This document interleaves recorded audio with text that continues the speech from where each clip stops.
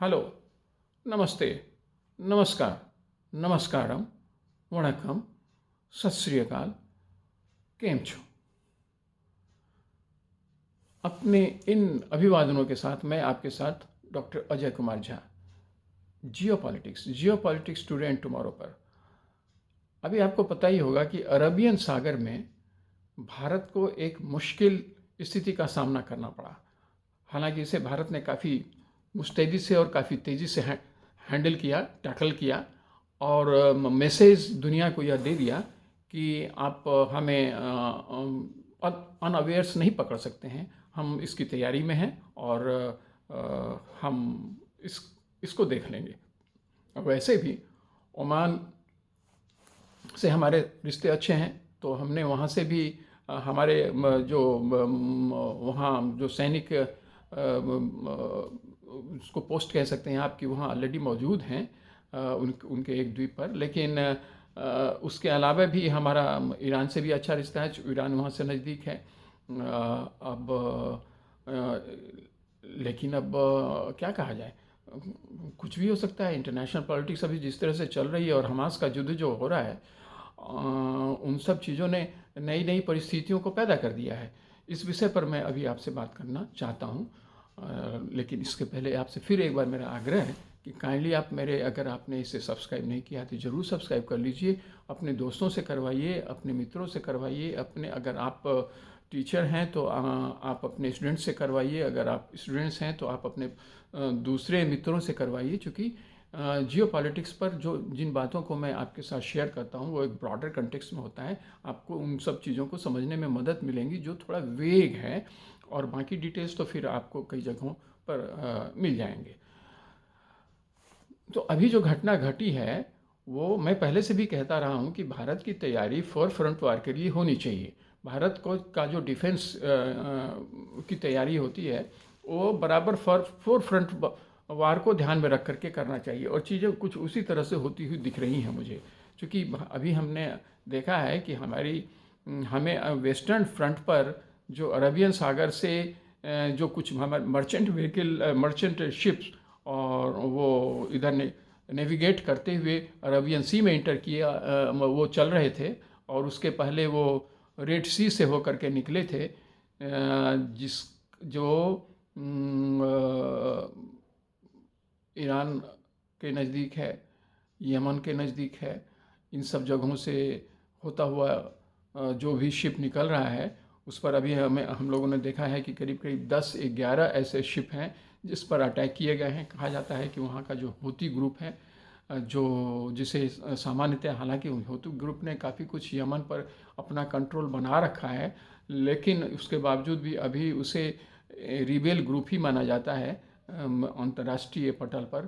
तो उनकी ओर से ही अटैक ऐसे मर्चेंट शिप्स पर हुए हैं। 10-11 तो उधर ही हो चुके, और जो 2-3 शिप जिसमें एक शिप इंडियन फ्लैग को कैरी कर रहा था, उस पर भी ड्रोन अटैक हुआ। कहा यह जा रहा है कि वो हूती ग्रुप वालों ने किया है।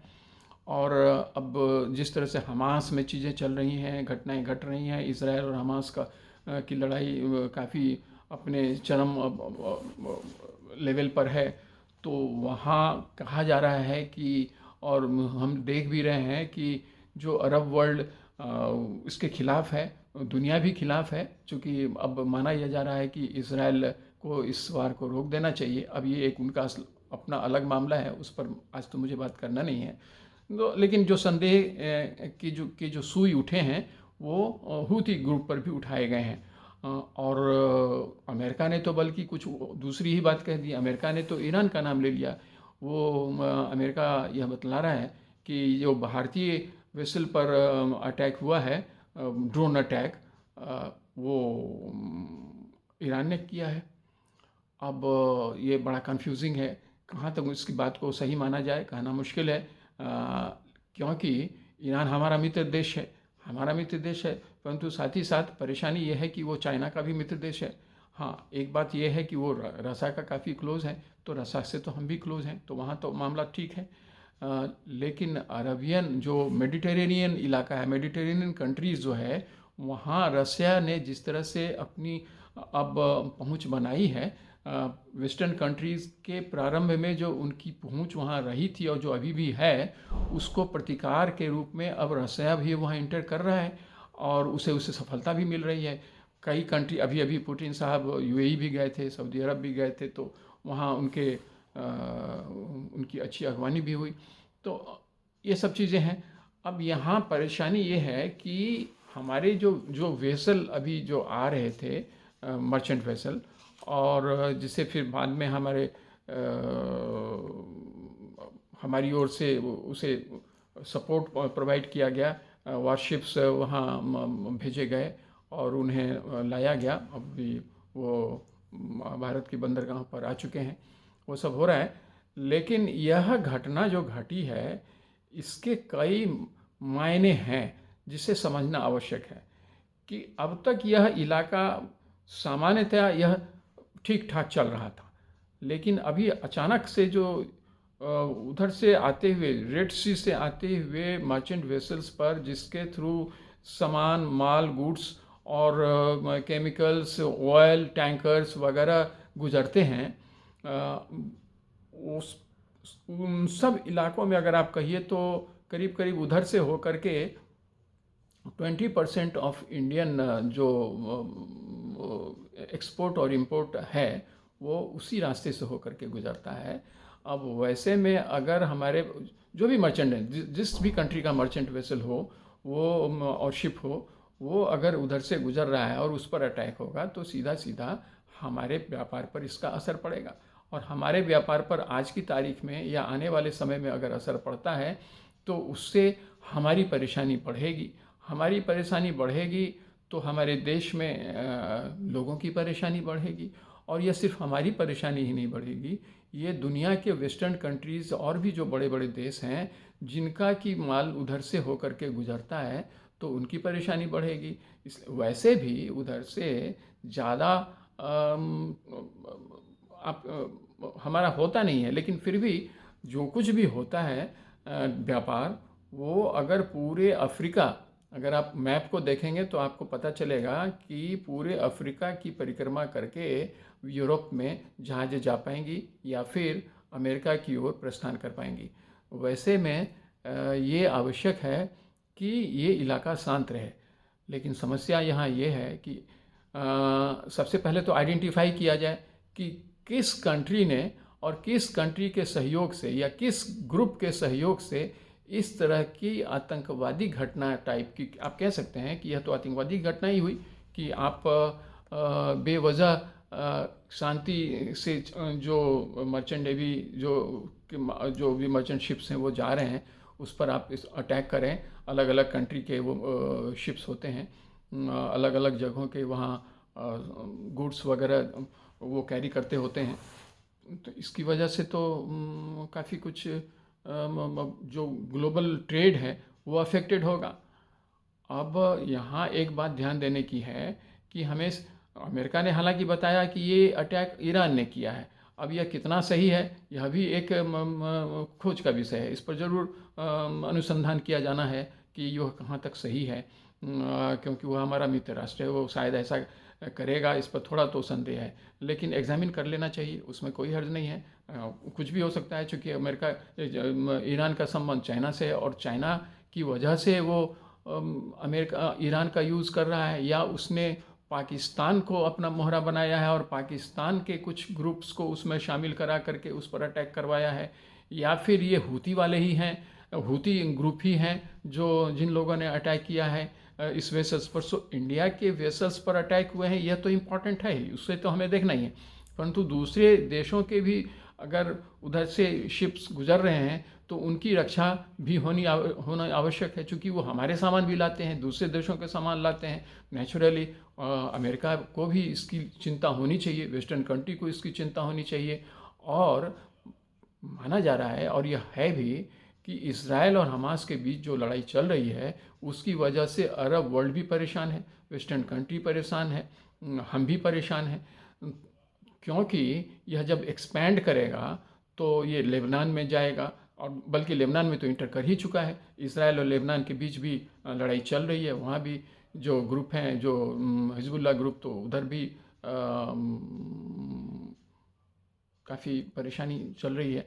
तो अब और कहीं उसके साथ साथ दूसरे और ईरान का बराबर बार बार उसे धमकी मिल रहा है इसराइल को, तो एक्सपैंड कर सकता है। और अगर एक्सपैंड करेगा तो नेचुरली वो जो ट्रेड रूट है हमारा अफेक्टेड होगा। लेकिन ये तो तब होगा जब होगा तब। लेकिन अभी जब ऐसी बातें नहीं हुई हैं कि इसराइल और ईरान के बीच में डायरेक्ट कोई लड़ाई हो रही हो, वैसे उसके पहले ही यह सब, हम उम्मीद करते हैं कि ऐसा कभी होगा नहीं, भगवान न करे। लेकिन अभी तो ऐसा कुछ है नहीं, ठीक है। अब यमन में जो हूती ग्रुप है, कहा जाता है कि ईरान को उसका सपोर्ट है और उसकी भी क्षमता बढ़ गई है, तो वो इज़राइल को भी धमकी दे रहा है। और इज़राइल को धमकी देने के क्रम में उसने एक मैसेज दिया हो कि इधर से हमारे एरिया से, रेड सी से होकर के गुजरने वाले जो भी शिप्स हैं, हम उसको अफेक्ट करेंगे, हम उसे परेशान करेंगे।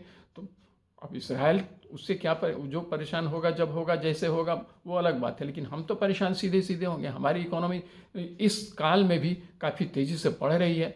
वैसे में जो हमारी ओर से वारशिप्स वहाँ डिप्लॉय कर दिए गए हैं, सबसे बड़ी बात है हमारे ओर से ज़बरदस्त प्रतिकार किया गया है और फुल प्रोटेक्शन के साथ, चाहे जो इंडिया का फ्लैग कैरी करने वाला वेसल हो या कोई दूसरे देश का भी हो, भारत सबको सपोर्ट कर रहा है, उसे प्रोटेक्शन दे रहा है। और दे करके उसे प्रोटेक्शन देते हुए वो मुंबई बंदरगाह या दूसरे बंदरगाहों पर जहां उसे लाना होता है, जो डैमेज है तो उसे डैमेज रिपेयर के लिए लाना, उसे प्रोटेक्ट करना, बाकी सब चीज़ों को कर रहा है। और ये पता करना कि वहाँ किन लोगों ने अटैक किया। अभी डिफेंस मिनिस्टर ने कल ही और आज भी उन्होंने इस तरह की घोषणा भी की है कि जो अभी तक पहले आइडेंटिफाई तो कर लिया जाए कि कौन सा ग्रुप और ने यह अटैक किया है और किसके बहकावे पर किया है, किसके सह पर किया है।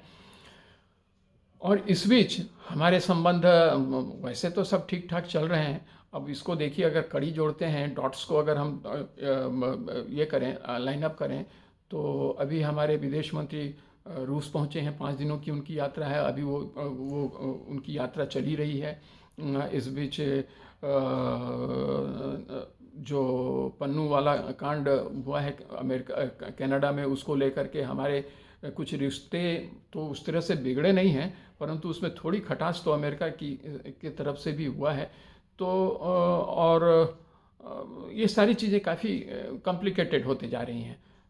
तो भारत को इसकी तैयारी करनी पड़ेगी और भारत कर भी रहा है।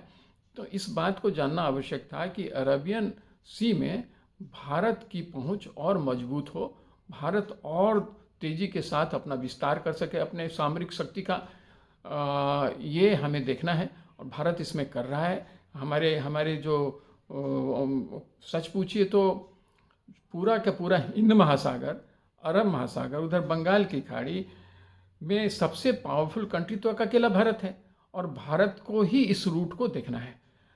इस बात का पता अमेरिका को है, इसलिए अमेरिका भी भारत से बहुत बैर करके तो रह नहीं सकता है, क्योंकि उसके भी जो भी ट्रेड हैं, अमेरिका हो, वेस्टर्न कंट्री हो, वो सबको तो हिंद महासागर से होकर के गुजरना है। एक तो साउथ चाइना सी में चाइना की वजह से जो परेशानी है सारे ग्लोबल ट्रेड को, वह तो अपनी जगह है ही।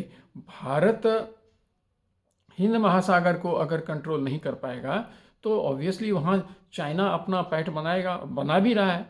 अब जैसे स्ट्रिंग ऑफ पर्ल्स जो पॉलिसी है चाइना का, तो परेशानी का सबब तो वह भी भारत के लिए बन रहा है। भारत वहाँ जरूर, अभी आज की तारीख में हमें लग रहा है कि परेशानी की स्थिति तो चाइना ने ज़रूर खड़ा कर दिया है भारत के लिए।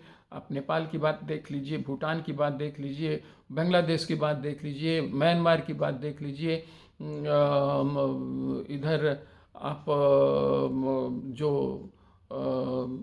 साउथ में अगर सी में अगर आप देख लीजिए तो इधर भी इनका दबदबा बढ़ रहा है।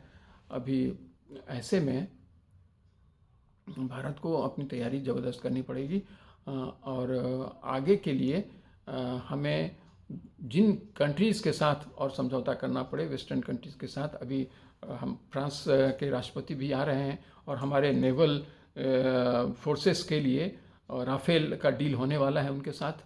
तो ये डील अगर हो जाता है, और होने की संभावना करीब करीब 99% आप मान करके चलिए कि हो ही चुकी है, तो वैसे में हमारी शक्ति और बढ़ेगी। और अरबियन सागर हो या बंगाल की खाड़ी हो या पूरा हिंद महासागर का इलाका हो, वो सब अल्टीमेटली भारत को ही देखना पड़ेगा ग्लोबल पीस के लिए और इंडिया के विकास के लिए। और इंडिया के विकास के लिए नहीं, ये सभी देशों की स्थिति को बचा करके रखेगा, वहाँ के ट्रेड को बचा करके रखेगा भारत, वहाँ के इकोनॉमी को बचा करके रखेगा, ये आवश्यक है। और इसमें रसा का भी इंटरेस्ट होगा। जब हमारे विदेश मंत्री वहाँ गए हैं तो वो इन सब चीज़ों को भी वहाँ ज़रूर संभवतः रखे होंगे या रखेंगे कि यहाँ आपका भी इंटरेस्ट है कि हमारा ये एरिया अक्षुण्ण रहे, हम सभी शिप्स को प्रोटेक्ट कर सकें, उसे अपना जो हमारा उसको बैकअप है दे सकें। ये आपके लिए भी आवश्यक है। भले ही आपका भी चाइना के साथ बड़ा अच्छा संबंध, आपका चाइना के साथ बहुत अच्छा संबंध है, ये बात अलग है, किंतु इस इलाके की समृद्धि के लिए और आपके भी ट्रेड के लिए हमारे साथ और बाकी दूसरे देशों के साथ ये ज़रूरी है कि आप भी इसमें सहयोग दें। ये सब बातें भी होंगी, बहुत सारी बातें होंगी। तो हम समझते हैं कि इसको जानना हमें आवश्यक था कि हमारी ताकत अरबियन सी में बहुत मजबूत है और हमने इससे दुनिया को दिखा दिया है। हमारे डिफेंस मिनिस्टर ने आज ही यह घोषणा भी की है कि वो आज या कल उन्होंने कहा भी है कि जो कोई भी जिसने भी इस तरह के सैबोटेज का काम किया होगा, हम उसे कहीं से भी ढूंढ निकालेंगे। और अभी जिस तरह से INS इम्फाल अब कमीशन हो चुका है वेस्टर्न सी में, वो भी अब चक्कर काटेगा, उस पर ब्रह्मोस मिसाइल वगैरह सब लगे हुए हैं। इसलिए भारत काफ़ी मजबूत है, इसमें तो कोई शक है नहीं। हमें डरने की भी ज़रूरत नहीं है, हमें भरोसा है, हम मजबूती के साथ खड़े हैं और आगे भी देखेंगे ऐसा हम सबों को भरोसा है। और सरकार ने भी कुछ उसी तरह से इरादा ठान लिया है। प्लीज़ अगर आपने अब तक सब्सक्राइब नहीं किया है तो एक बार फिर आपसे रिक्वेस्ट है कि प्लीज़ सब्सक्राइब कर लें, लाइक कर लें और शेयर कर लें। Thank you. जय हिंद।